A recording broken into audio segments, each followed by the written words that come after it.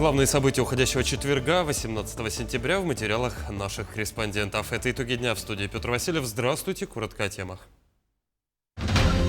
Стартовал прием вопросов на прямую линию главы Якутии Айсена Николаева. Жители республики могут задать свои вопросы несколькими способами. Расскажем, какими именно. В республике продолжается строительство уникального объекта Ленского моста. Для студентов Якутского коммунального строительного техникума организовали экскурсию по стройплощадке. Восстановление леса – залог будущего. Продолжаются экологические акции «Зеленый четверг» и «Сохраним лес». К сохранению знаний и культуры мастер-классы по реставрации книг и газет прошли в Национальной библиотеке. Ну а в Москве объявили старт национального конкурса красоты «Мисс Россия», символа грации, вдохновения и великолепия. Узнаем, кто представит нашу республику. Продолжаются работы по дополнительной помощи военнослужащим, а также оказание консультативной и юридической помощи их семьям. За этот год на фронт отмечают отправку более 120 единиц техники и порядка 130 тонн адресных посылок волонтерской продукции. Силами сотрудников опорных пунктов, прикомандированных с разных предприятий республики, работа продолжается при поддержке министерств, ведомств и государственных учреждений. На сегодняшний день запланирован ряд мероприятий по консолидации сил, мыслей и организационной специфики, которая нуждается в объединении концентрации сил в целях взаимопомощи. Это буквально в конце этого месяца и в начале следующего будут проводиться по территориям республики волонтерские форумы, где мы отметим наших самоотверженных добровольцев, которые с первых дней оказывают помощь фронту. В этом году более 28 тысяч человек из числа участников СВО и их семей были приняты в вузы России по специальной квоте. Данное число поступивших на 12 тысяч больше показателей предыдущего года. Об этом президенту Владимиру Путину заявил министр науки и высшего образования страны Валерий Фальков на совещании правительства. В текущем году на отдельную квоту было выделено больше 53 тысяч мест. По словам министра, общий объем мест, выделенных для участников СВО и их близких, является достаточным. Он также напомнил, что установленные нормативные акты обязывают высшие учебные заведения выделять не менее 10% бюджетных мест на данную квоту. Также в рамках приемной кампании этого года российские вузы закрыли выделенные места практически полностью на 100%. Всего было зачислено 904 тысячи выпускников школ и колледжей. Более 440 тысяч из них получили места на бюджетной основе, 464 тысячи по контракту. Значительная доля этих мест, 74%, была предоставлена регионам страны. Возрос интерес абитуриентов к инженерным специальностям. Также наблюдался существенный прирост поступающих на направления, связанные с технологиями искусственного интеллекта. 14 тысяч человек в 161 вузе начали обучение по данным специальностям. Это почти в 2,5 раза превышает показатели прошлого года. В Якутии продолжается строительство уникального объекта Ленского моста. Для студентов Якутского коммунального строительного техникума была организована экскурсия по стройплощадке, где возводится первый в мире вантовый мост на вечной мерзлоте. Подробности расскажет Даяна Федорова. Вот они, будущие строители, слесари и электромонтажники. Студенты Якутского коммунально-строительного техникума познакомились с ходом реализации стратегически значимого для региона проекта, узнали о технологиях и решениях, применяемых при возведении. Поражают именно масштабы самого моста, как это все спроектировано, как это будет все делаться и продолжаться в будущем, и сколько оно лет будет еще проживать.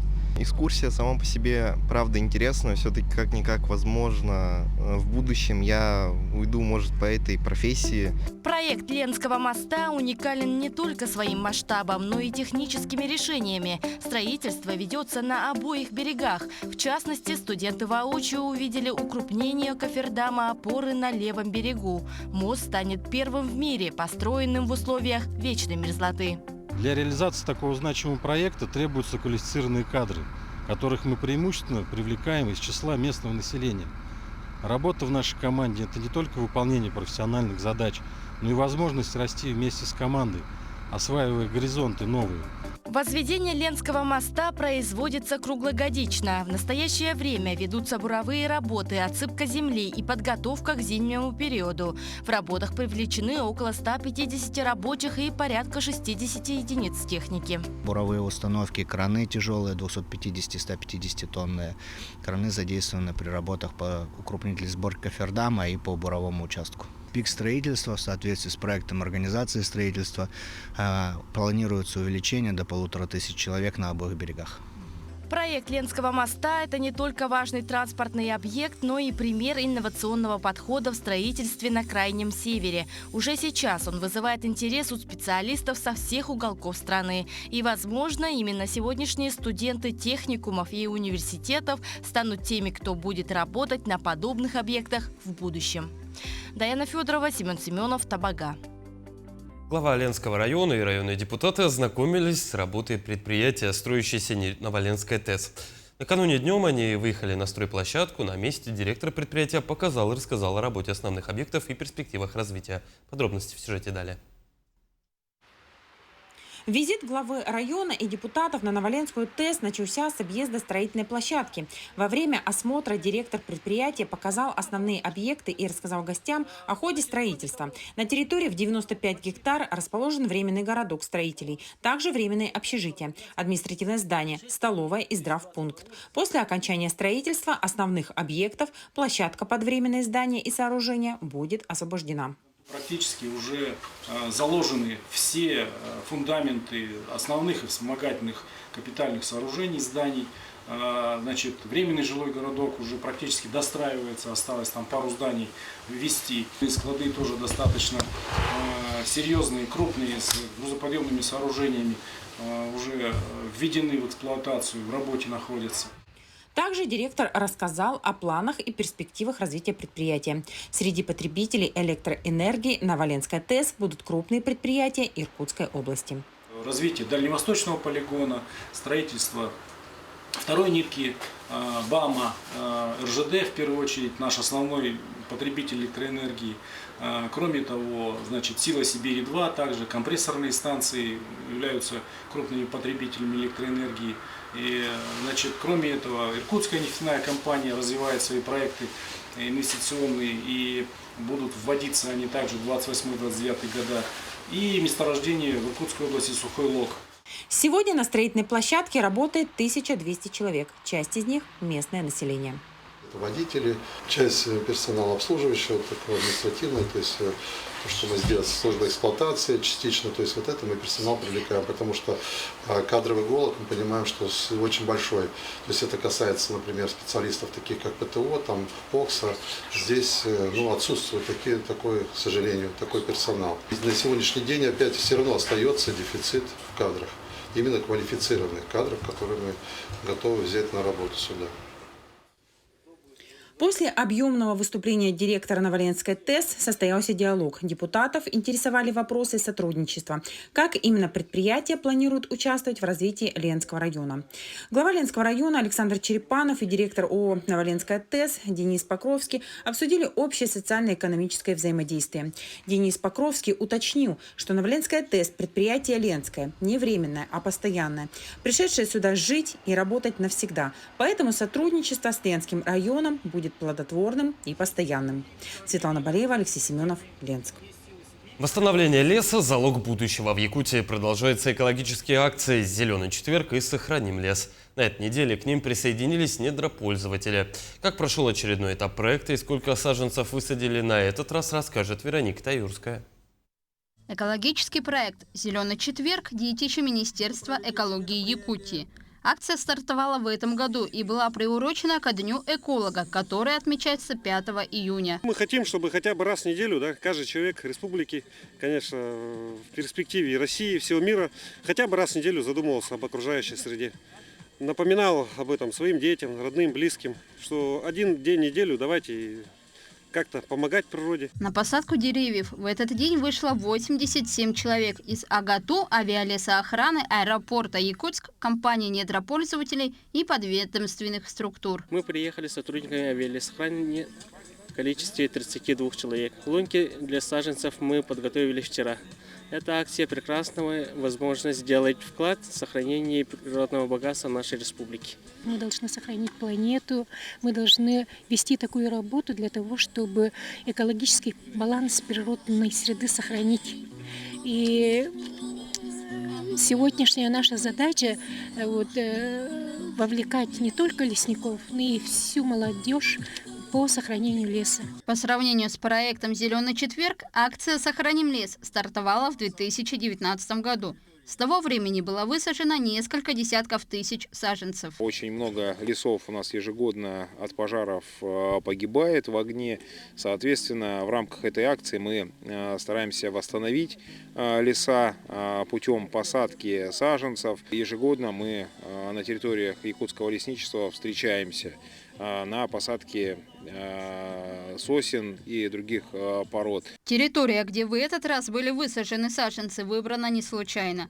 В 2009 году лес вблизи села Владимировка пострадал в результате пожара. Деревья, высаженные в последующем, не прижились. Поэтому в этот раз силами участников акции было посажено 500 саженцев якутской сосны на площади 1 гектар. За время таких акций посажено более 30 тысяч саженцев. Саженцы, они выкопаны от линейных объектов Якутэнерго и других энергетиков, структур энергетического комплекса республики. Акции «Зеленый четверг» и «Сохраним лес» направлены на восстановление лесов после пожаров. Все деревья, высаженные в рамках проектов, выращены в якутских лесопитомниках и адаптированы к суровым климатическим условиям. Вероника Таюрская, Артумен Наговицын, Владимировка. Груды бутылок, металлолом и другие отходы собрали учащиеся в лесах и вдоль водоемов Вилюйской группы районов. Экологический центр «Алроса» провел для школьников акцию «Оберегай природу». О самых неожиданных мусорных находках и об акции в целом узнаем далее.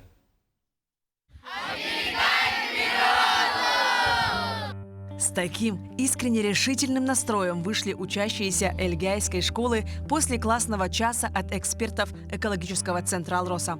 Они рассказали о необходимости бережного отношения к природе, обсудили шаги по сохранению чистоты родных мест и провели игру на знания по экологии.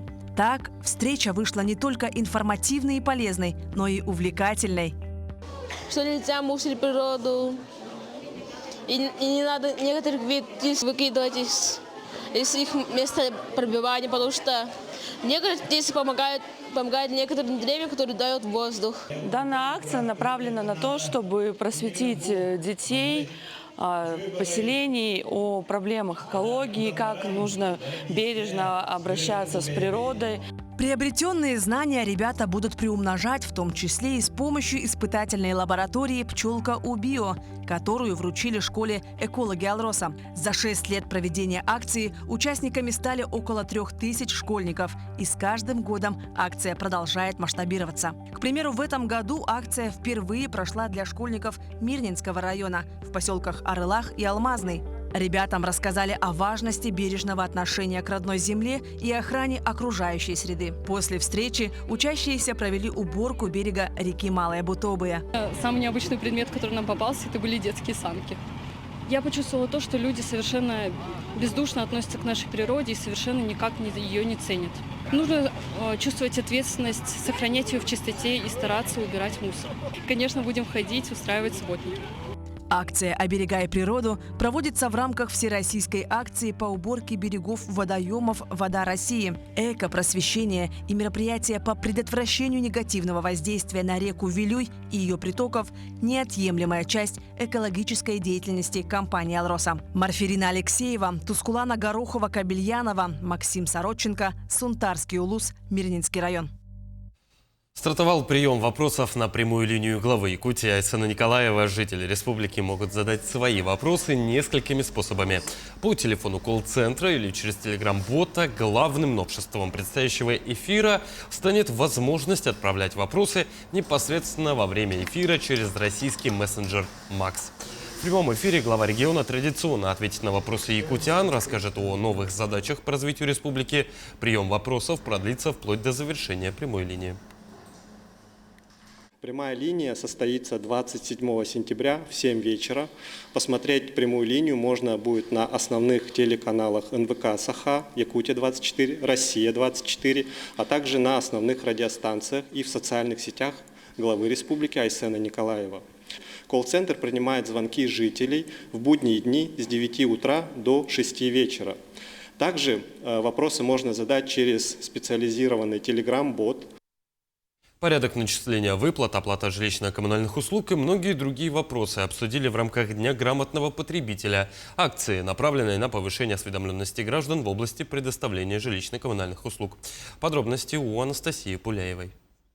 Вопросы о том, как начисляются выплаты и производится оплата за тепло, свет и газ, всегда актуальны. Разобраться в хитросплетениях коммунальных платежей жителям столицы помогли специалисты ведущих ресурсно-снабжающих организаций и операторы услуг. Данные мероприятия необходимы для того, чтобы наши потребители с каждым годом становились все более грамотными в сфере жилищно-коммунальных услуг.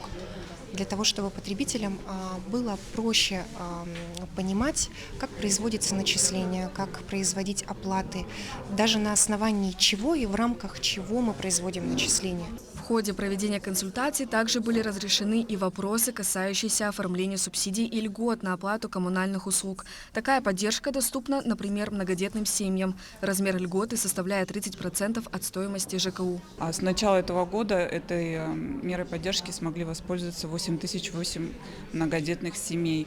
И их экономия, общая сумма составила 189 миллионов рублей. А более 7 тысяч горожан получили субсидии на оплату жилищно-коммунальных услуг. И сумма выплат по данной мере поддержки составила 159 миллионов рублей. Не остались без внимания и житейские ситуации. Жительница обратилась с вопросом о расчете стоимости воды. Во время консультации выяснилось, что в квартире не установлены счетчики, поэтому оплата ведется по нормативу, и сумма коммунальных счетов получается дороже, чем могла бы. Разъяснения, собственно говоря, гражданка, получив разъяснение, ушла удовлетворенная ответом.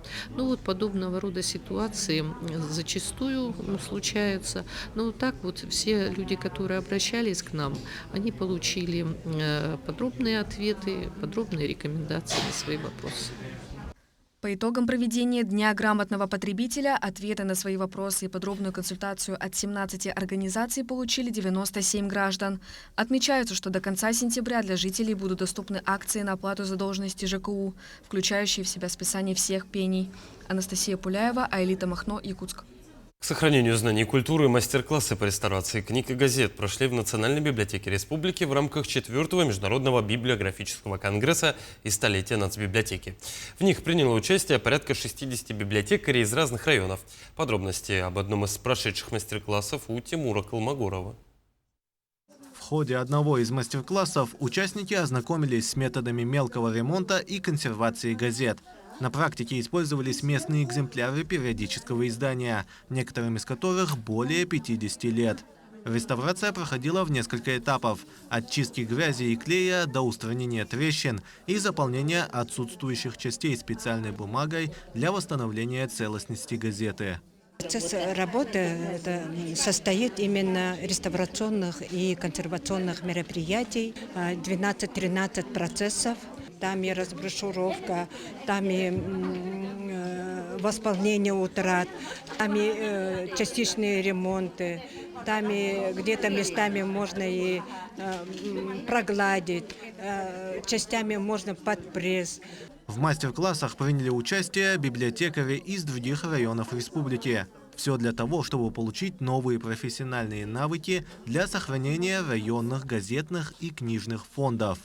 Оказывается, это очень интересная, трудоемкая и очень сложная работа. Сначала газету помыли, потом со специальными этими, это японская бумага, оказывается, ее приклеивают, когда газета разорванная. Я никогда этим не пользовалась, никогда не делала такую работу. Сегодня мне все очень нравится. В Якутии Центр реставрации и консервации Национальной библиотеки работает уже с 1999 года, сохраняя историю на страницах газет, напечатанных начиная с 1920 года. С 2019 года свою работу активно начала программа «Спасем газеты Якутии», где отреставрировали и оцифровали уже более 90 тысяч газет. В этом году в связи с 80-летием Победы мы взяли себе программу, обязанность обновить 80 переплетов. Это военных годов, 41-45 годов. Улусные газеты, центральные республиканские газеты. Библиоконгресс продлится до 19 сентября. Помимо мастер-классов пройдут круглые столы и экспертные сессии. Будет работать научно-исследовательская секция, а также состоится демонстрация продуктов искусственного интеллекта Национальной библиотеки. Тимур Калмогоров, Владимир Павлов, Якутск. В культурном центре «Серглякские огни» пройдет второй благотворительный концерт, организованный волонтерами общественного движения «Добровольцы». Мероприятие пройдет 19 сентября в 18:30. Концерт направлен на поддержку мобилизованных якутян. Вырученные денежные средства направят на поддержку участников спецоперации.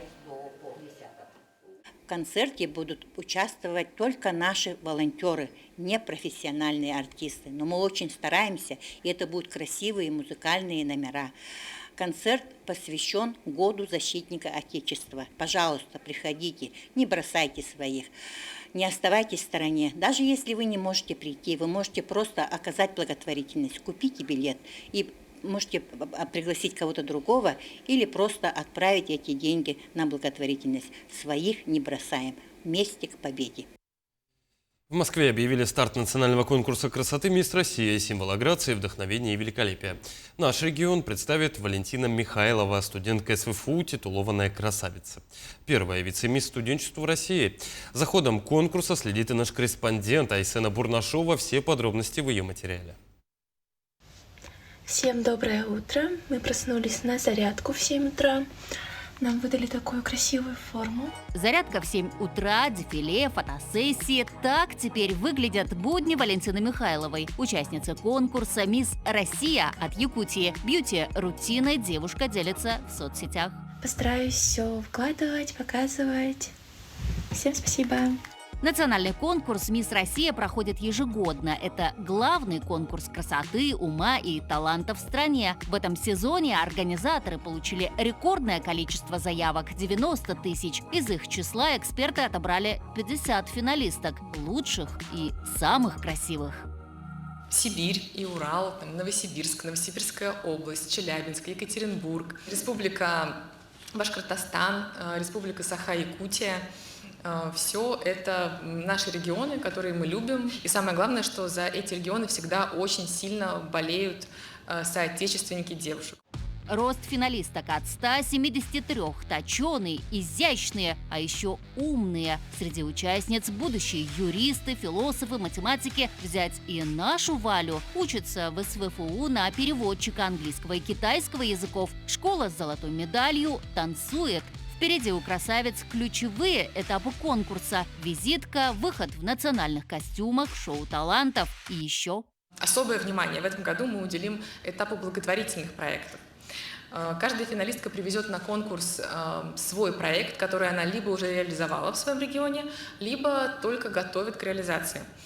Самые яркие, интересные проекты мы поможем реализовать на региональном или федеральном уровне. Новую «Мисс Россия» объявят 4 октября в Москве. Победительница получит корону, 1 миллион рублей и право представлять Россию на международном конкурсе красоты «Мисс Вселенная». Он пройдет в Таиланде в ноябре этого года. Для Валентины Михайловой участие в конкурсе «Мисс Россия» – исполнение детской мечты. Поэтому… Пожелайте мне удачи. Айсена Бурнашова, Виктор Олесов, Москва. Таким мы видели этот день наши корреспонденты. Ну а я с вами прощаюсь. До встречи.